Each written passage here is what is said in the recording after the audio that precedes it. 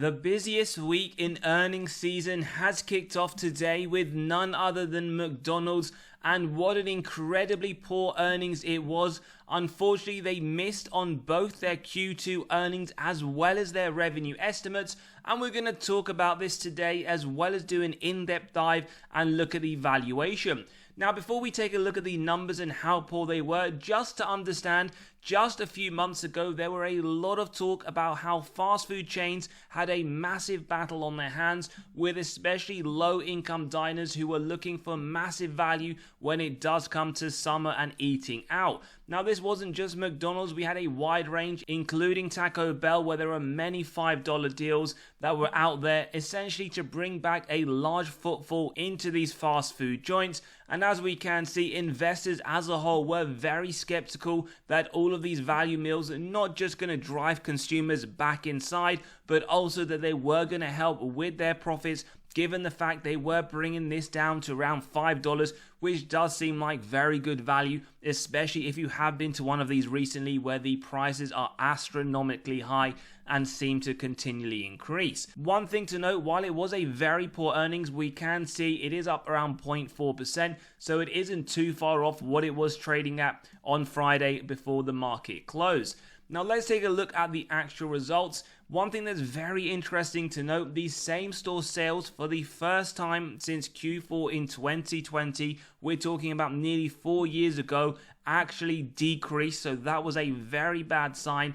And as we mentioned, they were really hoping that these value meals were going to bring back customers, as one thing we have noted from the earnings report today, that the consumer environment is weakening, and it won't just affect companies like McDonald's, but also many others, as we will discuss today, and in fact, as we will note when the earnings do start get released. As we said, very busy week. So in terms of the numbers, now earnings per share $2.97, and it was expected $3.07, so it was a miss, not the greatest, by 10 cents. And we do also note their top line $6.49 versus the $6.61 billion expected, making it a double miss. Now McDonald's historically has performed very well in earnings. Typically we do get to see double beats quite consistently, so this was a very big shame to the market, but maybe you could argue something that was expected purely on the fact not just the boycotts that we have discussed earlier when analyzing this company, but also when they are introducing a $5 value meal.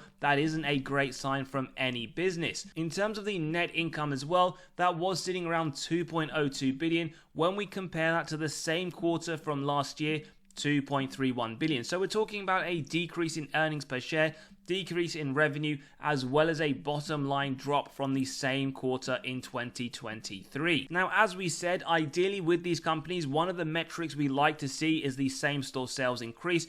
It was actually down 1% when the expectation was to be around 0.4%. And as we mentioned, that is the first time since Q4 of 2020 where we have seen this. Not a great sign overall. And not only in the US has their same store sales decreased by 0.7%, but we can in fact see a year ago the US same store sales grew double digits, 10.3%, and they do essentially say a lot of this does relate to one of their popular birthday meals.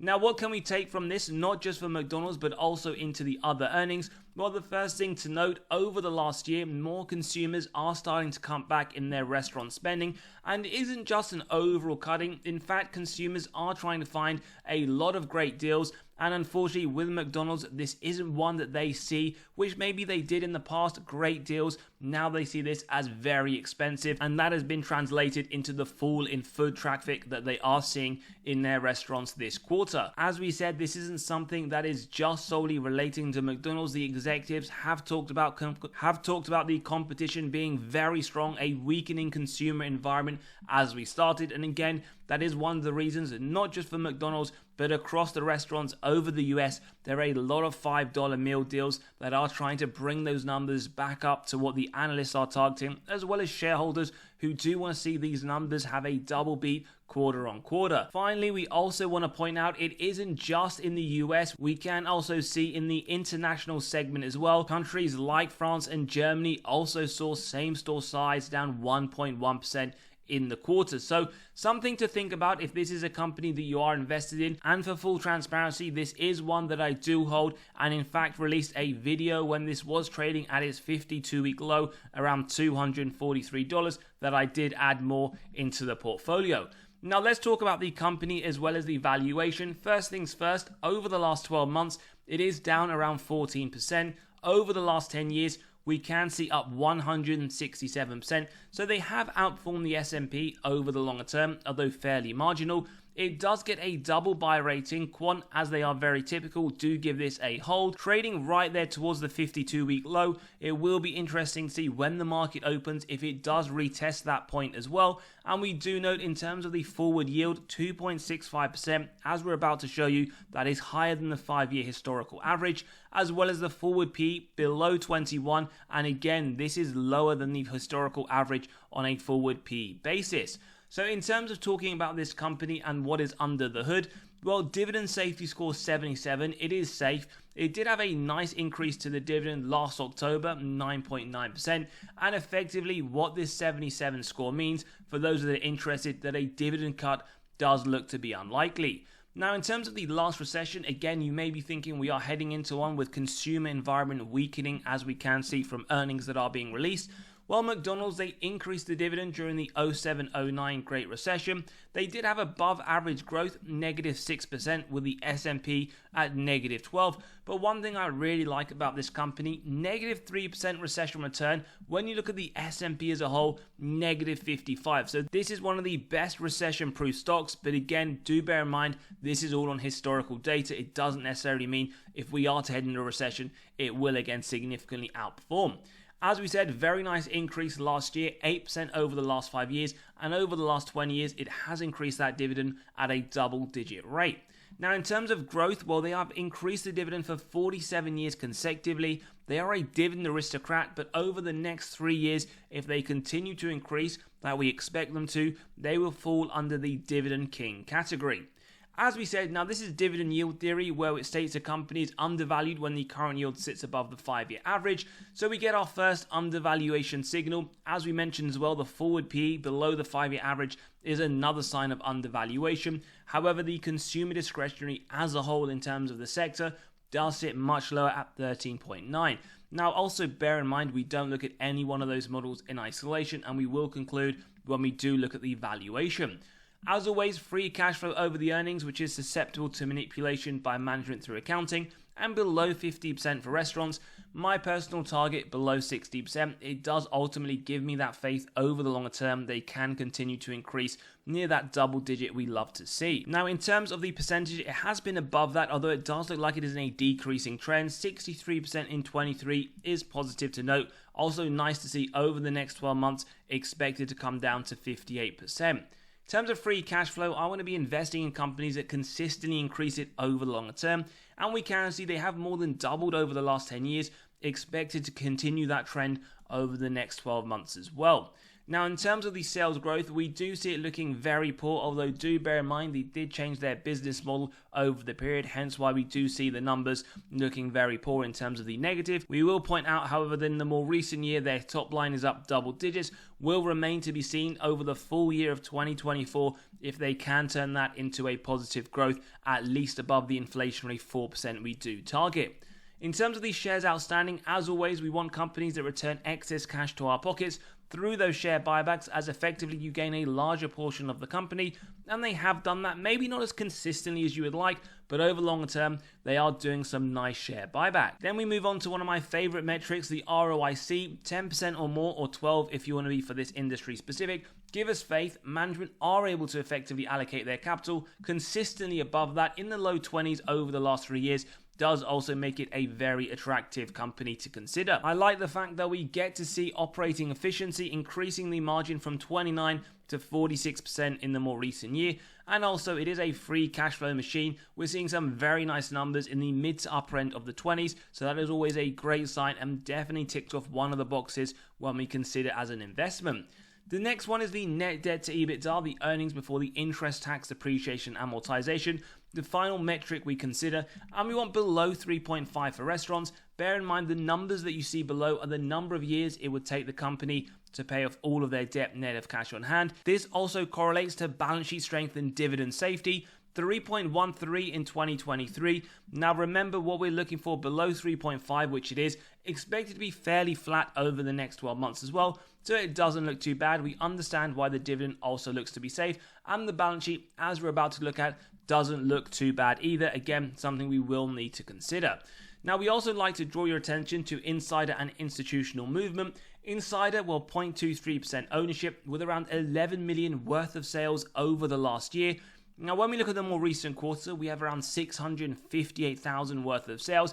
But again, this is something that is very common with this company, as we can see on a quarter-by-quarter basis.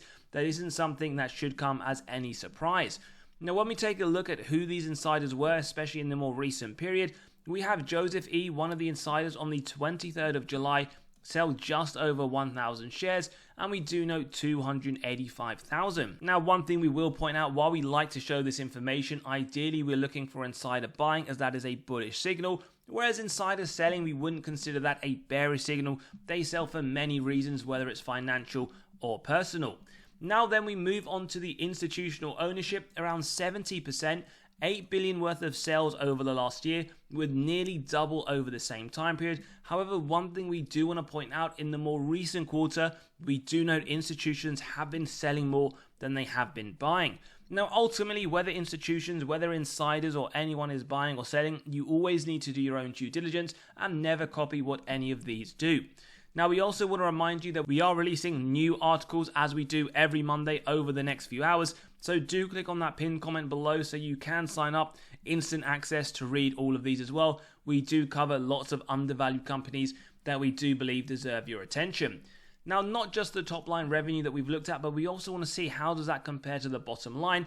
As we mentioned, the top line revenue does look very inconsistent, as they did change their business model, but ultimately over the last few years, we do see increases to the top line, but we would like to see this consistently moving forwards at a minimum of 3 to 4%. In terms of their bottom line net income though, we do see it nearly double from 2014 to 2023, going from around 4.8 billion to 8.5 in the more recent annual report. But bear in mind, there is a little bit of inconsistency here, as we can see. So again, just something to keep an eye on. And if you do believe that the weakening of the consumer environment will continue, these $5 value meals, as we said, they are going to be extended over the next few weeks, then do bear in mind that could ultimately affect both their top line as well as bottom line.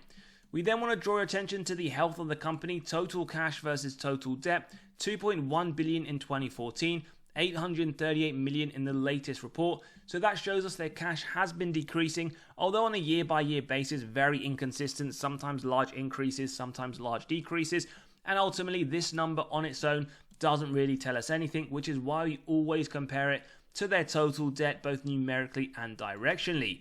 So 15 billion in 2014, 51 billion in their latest report. So they are taking on a lot of debt at a very rapid rate, which is why we did see their net debt to EBITDA around 3.2. So something just to consider, and I would say definitely something to keep an eye on a year-on-year basis. And as always, we will cover all of their earnings report, so do make sure you are subscribed to the channel. Then we want to take a look at their earnings to see how well historically their performance has been and what the future expectations are looking like. Now, this hasn't been updated yet, but they did just release their Q2 report, where it was anticipated to be down around 3% year on year. Ultimately, though, they have missed this now. So the last two earnings per share, McDonald's have missed. When we do look back at the previous three, we can see they have been beating. So something just to bear in mind, not the greatest track record, and this will ultimately affect the confidence we do place when looking at the next 3 quarters, where they're anticipating low to mid-single digit year-on-year increase. In terms of December 25, well, the earnings per share estimate will lower that forward P, although marginally down to around 19.08. This then brings us on to some of the gradings. Now, the first one is the valuation, where they do get a D. Main reason for this, a P on a non-forward basis, trading around 21 is higher than the sector median of 16. In fact, if you are purchasing McDonald's now, you are paying a 31% premium to the sector median. But also bear in mind, whichever other valuation metric you do use, the same is applied. McDonald's as a whole is trading at a premium. Whether or not it is warranted is something just to consider, and whether you believe it is justified. In terms of their growth, well, they do get a D+. Now, we do like to see the year-on-year increase at 10% when the sector is 2, so that is a lot better, as well as the forward expectation, although given the news of this latest quarter, this may be something that does look more difficult for them to hit unless they can turn around and start to increase the footfall, the traffic that is inside. The main reason then for this D+, as we can see, is that the year-on-year increase to the earnings per share expected over the next 5 years is around 6%, which is significantly lower than the sector, which does trade at a much cheaper valuation at around 11%. Then we move on to the profitability, where they get an A+. Now we can see gross profit margin very strong, 57% versus the sector 37%. Bottom line as well, 33%, a lot better than the sector median at mid-single digits. And when ultimately we look at the cash they are bringing in from all the operations, nearly 10 billion, whereas the sector median is below 300 million. So ultimately, for a quick conclusion for this part of the analysis, a double buy with the hold from Quant, a D on valuation, D+ on growth, and an A+ on profitability. Now, how have they performed against the sector? Are there any issues in isolation, or is it just a trend we are seeing with this industry as a whole? We have Starbucks, Chipotle, Compass Group, as well as a few well-known others, and we have reviewed the majority of these on our channel. Now, over the last 12 months, including dividends reinvested, not only is McDonald's one of the worst performing, negative 12%, but we see half of the competitors pretty much in negative performance. And when we expand it over the last 5 years, we do see in actual fact they are the second best, and over a 5-year period, 31% is pretty terrible. So this just goes to show us over a 5-year period, it has been very tough for these companies to increase not just their share price, but their total return. Then we expanded over the last 10 years, and we can see they are the second best, up 247%. Coming second just to Chipotle, which is up 269%. Ultimately, if you believe that is a great performance or a mediocre performance, remember that past performance is not an indicator of future. Question I always like to ask myself that I believe you should consider: do you believe the company you want to invest in will outperform the S&P? Has it done it historically? Do you have that confidence? Well, let's look at McDonald's. Over the last year, clearly we can see it is down 12% with the S&P up 20%. Over the last 5 years, the S&P is still performing much better. And over the last 10 years, we can see even after McDonald's, which hasn't had the greatest year, still outperforms the S&P up 247%. Now, as we keep badgering on about, look, past performance doesn't mean anything. You just need to have that confidence. But as always, let me know whether or not over the next 10 years, you believe McDonald's will be able to continue its outperformance of the S&P 500. Now, ultimately, this does bring us onto the valuation, and as always, if you do enjoy the content, value is being provided, smash that like button, hit that subscribe and bell button, so you are continually notified of these videos as they drop. And our intrinsic value of $286, how we got this? Well, we ran it through 3 models. The first one, the multiples valuation, where you have the P multiples, the average, multiplied by the EPS of MCD. Now, we do get an undervaluation signal, but bear in mind it is marginally higher than the market value. And as always, we never look at any of these models in isolation. We then have the dividend discount model, the average growth just under 8%. Forward looking, we've gone lower at 5.75 to be more conservative, both lower than the average as well as the more recent increase, and we get a nice undervaluation score. We then look at the DCF model, where we have the free cash flow year on year. The average growth just under 10%. Forward looking, we've gone in line with management targets of 11%. Using the discount rate, we then get the present value of future free cash flows and terminal value. Add together with the cash, subtract total debt, get to the equity value, divide by those shares outstanding, and as we can see here, another undervaluation score. So in today's episode, the intrinsic value, just the average of these 3 models, coming to $286. With the current price of $253, we always put in a margin of safety at 10% to begin, and we execute on that if it meets our 3 golden criteria: a wide moat, strong financial metrics, and good forward-looking data. Now, if you believe that for today, it is a buy up to $257, but if you're looking for more, well, at 15%, you would have to wait for around $243, and this is pretty much its 52-week low. It is ultimately where I also added a little bit more to the portfolio. But again, there will be people who believe that the consumer environment is continuing to weaken, and actually maybe 20% may be more realistic, and that is a buy at $229. As I mentioned though, in today's episode, it does sit between 10 to 15%, and it will be interesting to see how the market does open in terms of McDonald's share price throughout the day. Wall Street, as we can see, they do consider this a buy. Their upside of 19% does indicate a share forecasted price of $302 over the next year. As always though, do let us know your thoughts below. Is this one you are considering to add to the portfolio? What are your thoughts on the earnings? What are your thoughts in fact on the weakening consumer environment? Do you believe that it will continue to weaken over the next 12 months? Or do you believe that over the next 12 months we should actually start about thinking a lot of these undervalued companies? As always, if you enjoyed today's episode, smash that like button, hit that subscribe and bell button. Also, don't forget to join the newsletter. You will be getting weekly articles. And also, if you fancy coming along to the Patrons, where we do talk about buys and sells on a weekly basis. As always, see you all on the next one.